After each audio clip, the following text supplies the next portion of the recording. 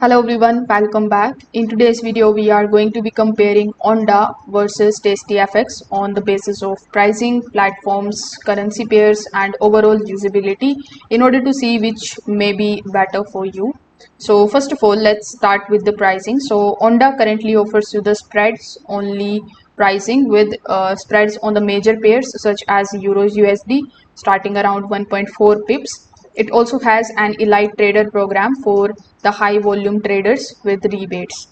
TastyFX is going to give you more pricing choices. Its standard account has spreads from 0.8 pips with no commission, while 0 plus starts from 0 pips with a $5 per lot commission.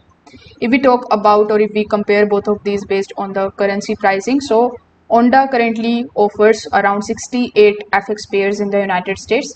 TastyFX offers 85 plus currency pairs on its standard and the prime accounts, giving you a larger selection. Onda supports its own trading platform, TradingView MT5. TastyFX supports its own platform along with TradingView and MT5 depending on the account type. Now, if you want simple pricing, flexible trade sizing, and a long established forex platform, then Onda is a stronger choice here.